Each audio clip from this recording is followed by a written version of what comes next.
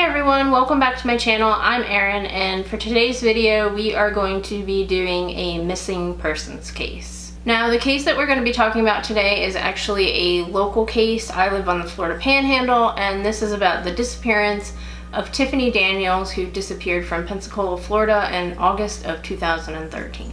Now I will start out by saying there is an episode of Disappeared on this case. It is, I believe, season 7, episode 2, if you want to check that out. It does pretty much have the same information though, but it has interviews with Tiffany's family and friends and their views on things as well. So Tiffany Daniels was last seen on August 12, 2013 after asking her supervisor at Pensacola State College if she could leave work early, and also informing her supervisor that she would need a few days off to take care of some things. So just to give you a little background on Tiffany. Tiffany Heaven Daniels was born on March 11th, 1988 in Dallas, Texas, to her parents Cindy and Rodney Daniels. Her family, including her 2 sisters, eventually ended up moving to Pensacola, Florida, which is where Tiffany grew up. Tiffany was known to be a free spirit who had an outgoing personality and was interested in the arts. As Tiffany got older, she also enjoyed hiking, biking, and camping on the dunes at Pensacola Beach, which was not far from where she lived. Tiffany also enjoyed organizing and attending blues and swing dance parties. At the time of her disappearance, Tiffany was 5'7" and about 135 pounds with blonde hair and blue eyes. Another identifying factor for Tiffany is that she has 4 tattoos on her feet. They are of the progression of a seed blooming into a vine. Now, while she was outgoing and a free spirit, Tiffany's family says that she also tended to avoid confrontation. Now, this avoidance of confrontation around the time she disappeared was kind of leading to some problems in her life. Tiffany was having issues with roommates that she was living with paying their share of the rent, and rather than confront them, she would often front their portion of the rent and then try to collect it from them later. Now, of course, anybody's going to get frustrated having to front someone else's portion of the rent. So eventually those roommates, I guess, moved out, and then Tiffany was on the hunt for a new roommate who was more financially responsible and would be reliable in paying their part of the rent. So Tiffany eventually posts an ad on Craigslist for a new roommate, hoping to find someone who would be more financially responsible. And in response, her friend Noelle Nichols' father, Gary Nichols, who is a 54-year-old man, responds to the ad, and he ends up moving in with her. So understandably, the age difference between the two is what really made them uncomfortable, but they were also concerned that having somebody that much older around would be like having, you know, a father figure in the house, and Tiffany was young, so they wanted her to be able to do the things that she wanted to do as well. However, the roommate situation actually turned out to be pretty good because the two of them actually had some things in common, such as they both enjoyed biking and they also shared the same vegetarian diet. So on the morning of August 11th, which is the day before Tiffany disappeared, she had thrown a farewell breakfast for her boyfriend who was moving to Austin, Texas to pursue his graduate degree in robotics. Her boyfriend had asked her to come along to move with him to Texas, but Tiffany declined to do so. According to her parents and her family, she seemed to want to be able to travel and explore, but when it came to moving, she kind of put the brakes on that and pretty much insisted that she wanted to stay in Pensacola. Now, even though she chose not to move to Texas with her boyfriend, they had decided to try to have a long-distance relationship, and she did have intentions to go to Texas to visit him. Now, after her boyfriend left that morning, Gary Nichols says that Tiffany did appear to be depressed that day. However, he also said that she was kind of hopeful and looking forward to being able to go visit her boyfriend, as well as making new friends and seeing new things when she was able to go and visit him and explore that area. So the evening of August 11th, Tiffany and Gary decided to watch Monty Python and the Holy Grail. Now, the reasoning behind that was that in Tiffany's job at the college, she would design sets, and she was about to start designing sets for the play Spam-A-Lot, which is actually based on that Monty Python film. After watching the movie, they both went to their separate rooms and called it a night. Now, Gary reports that sometime in the early morning, I've read somewhere between 3 and 5 a.m., he did hear the front door of their residence opening and closing several times. He says that he got up and kind of peeked out of his bedroom to see if it was Tiffany, but he didn't actually see her. Now, the next morning around 7 a.m., Gary Nichols goes to leave for work and realizes that Tiffany has already left and that her Toyota 4Runner is gone. So his assumption is that she has left early to go to work. Now, Tiffany's family says that this would be off for her to do.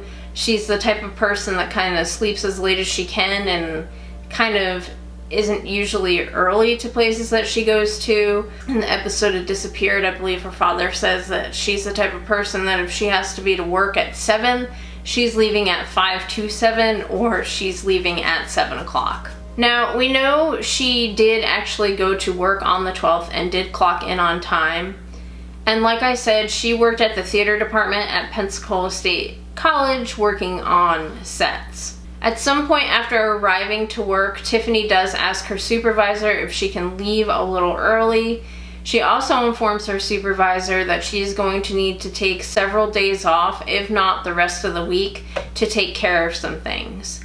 Now, Tiffany never elaborates on what these things are, and her family is unsure of what she could be talking about. Her supervisor says that she can leave a little bit early, so she does just that, and that's the last time that anybody has seen Tiffany. Now, after clocking out of work, it does appear that Tiffany did go back to her home.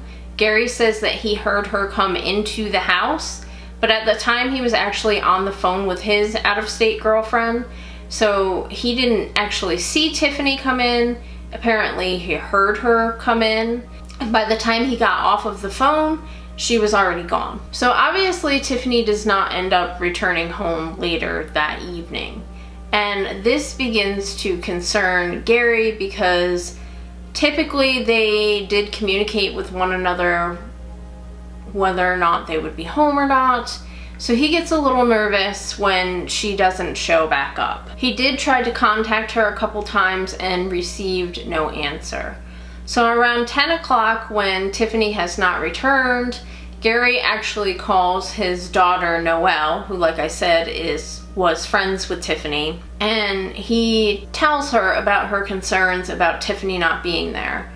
Now, Noelle tells her dad, maybe she went out with friends and she just decided not to tell you. She doesn't have to tell you everything. Maybe she just went out and hasn't had a chance to either come home or contact him. So eventually Gary ends up going to bed, and when he wakes up the next morning, he realizes that Tiffany is still not home. He again tries to reach out to Tiffany and receives no response. Gary carries on with his day. I'm not sure if he went to work or if this was a weekend, but he carries on with his day, and when he returns later that evening, he comes back to the house and realizes that the electricity has been turned off.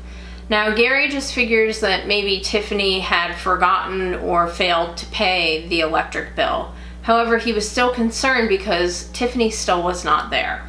At this point, he reaches out to his daughter Noelle again and asks Noelle to get in touch with Tiffany's family, which she does. Noelle ends up messaging Tiffany's parents through Facebook Messenger. At first, there's no cause for concern. It wasn't something that crossed Tiffany's mind that she had disappeared. So her and Noelle decided to start reaching out to some friends to see if maybe they had seen or heard from Tiffany, or if Tiffany was with them. Unfortunately, they find out from Tiffany's friends that they have not seen or heard from Tiffany either. This is when Tiffany's mother becomes concerned and realizes that she needs to report Tiffany as a missing person.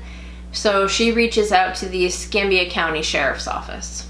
Now, after contacting the Sheriff's Office, they actually seemed pretty dismissive about Tiffany being missing. They essentially had told Tiffany's mother that Tiffany was an adult and she could do what she wanted to do. If she wanted to just walk off and start a new life, she could do that. And they had pretty much said she's probably out partying or doing something and she'll be back eventually. But Tiffany's mother knew that that probably was not the case, because that was not like her daughter to not have any kind of communication with her family. She didn't seem like the type of person that would just walk off to start a new life. Eventually, the missing person case from the county was moved on to the Pensacola Police Department, since Tiffany lived in the city. Now, the Pensacola Police Department definitely took Tiffany's disappearance more seriously. The detective that was assigned to the case was Detective Daniel Harnett. Now, Detective Harnett meets Tiffany's mom at Tiffany's residence, and that's where he asks her to stay outside of the house while he goes in and he takes a look around and searches Tiffany's room as well as other parts of the house. While searching her room and the house, he doesn't see any signs of foul play or any type of altercation that could have taken place. Everything seems pretty normal in the house.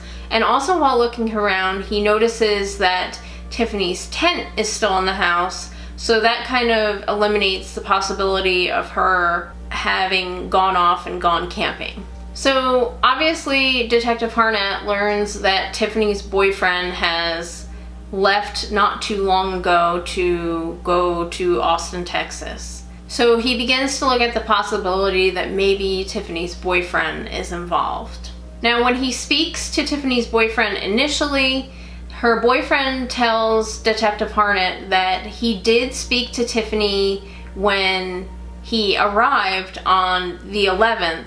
However, he did not speak to her at all on the 12th. Tiffany's boyfriend was willing to cooperate, and he did provide DNA as well as fingerprints to Detective Harnett. And like I said, he was overall cooperative. Also, Detective Harnett looked into the boyfriend's cell phone records, which pinpointed him to actually be in Texas at the time of Tiffany's disappearance. So it is very unlikely that the boyfriend either didn't leave or came back to Pensacola in order to have anything to do with Tiffany's disappearance. Now, obviously, also with Tiffany's boyfriend leaving, Detective Harnett looked into the possibility that maybe this had upset Tiffany to the point where she maybe tried to harm herself. Now, while Tiffany did seem a little down about her boyfriend leaving, she also had plans in the near future to go visit him, as well as she also had planned within the next couple of weeks another dance party. Those who knew Tiffany also said that she didn't seem like she was in such a depressed state to where she would harm herself. Now, of course, another person who Detective Harnett looked into would be Gary Nichols, who was Tiffany's roommate. However, he did find Gary to be very credible in all the things that they talked about. And he also pointed out that Gary was in fact the person who was the one who showed concern first about Tiffany being missing.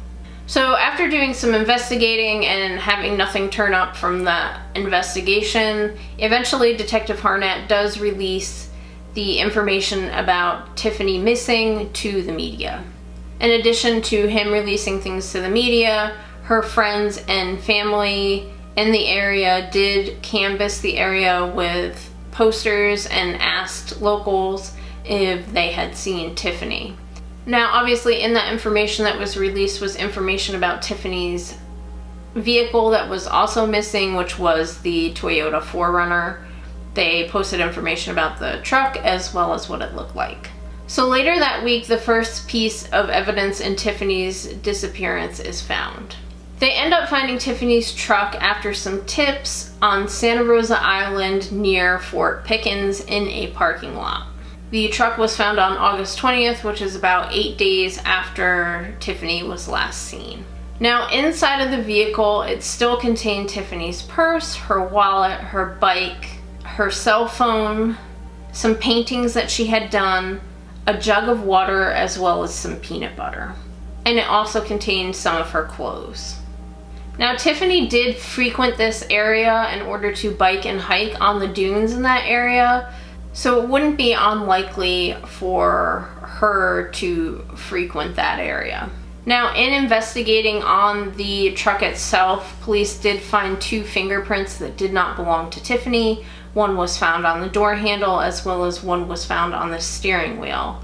Also, they had received some information from witnesses saying that the truck had not been there the full 8 days, that had only been there for a couple days beforehand, and some other people also said that they had noticed a male that was around the vehicle getting in and out. Another interesting thing that was found in the truck was that on the bike that was placed in the back of her truck, there was sand. However, there wasn't sand on the floorboard, which indicated that Tiffany had not gotten back into the truck right after placing her bike back in.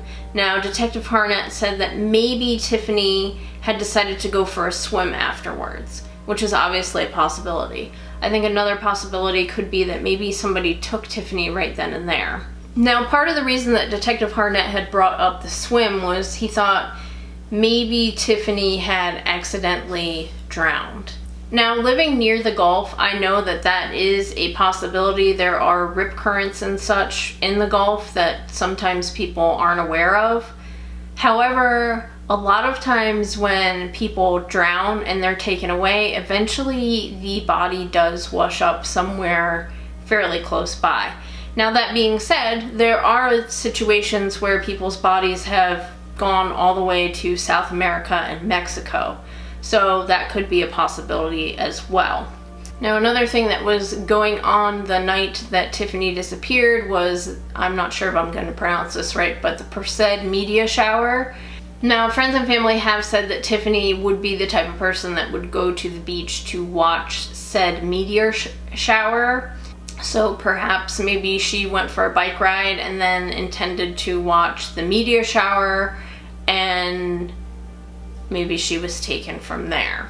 Now, Santa Rosa Island is fairly large. It is 50 miles long. So police in the area just did not have the resources to canvass the whole island looking for Tiffany or any sign of Tiffany. That being said, Tiffany's family was put in touch with a group called Class Kids, which they help out with searching for missing people, and they did comb the island. And what they did find were bits of jewelry and clothing in various places. However, none of that was linked back to Tiffany. And obviously, like I said before, during this time, Tiffany's friends and family were canvassing the area with flyers and asking people for any information that they may have, and that turned up no leads. So obviously not a lot of evidence or leads on what could have possibly happened to Tiffany, which kind of turns us to a different situation that may have happened, and that is human trafficking. From what I have seen and read, Tiffany's family believes that this is probably the most likely thing that happened to her. They are holding out hope that Tiffany is still alive. Unfortunately, they feel that maybe she may have been taken into human trafficking. This area in the Panhandle, Interstate 10 runs through, and the I-10 corridor is known to be a hotspot for human trafficking. It goes from the East Coast all the way to the West Coast, so it's not hard for somebody to be taken and then taken all the way to a different part of the country. Now, part of the reason why Tiffany's family feels that she may have been a victim of human trafficking includes a story about someone who thinks that they may have spotted Tiffany in Louisiana. I'm probably going to butcher the name of this town, but there was a waitress at a restaurant in Metairie, Louisiana, which I know is right outside of New Orleans, and she says that she had a table come in that had two younger girls that would have been around Tiffany's age, as well as a well-dressed older Hispanic lady. Now, these girls, while they were at the table, did not make any eye contact with this waitress. She noticed that they kept their sleeves down up over their hands as if they were cold, and they were just kind of acting a little bit strange. She even mentioned to one of the girls that she looked like the girl that was missing from Pensacola. Now, shortly after she told them this, the whole table got up and left, which obviously is very suspicious.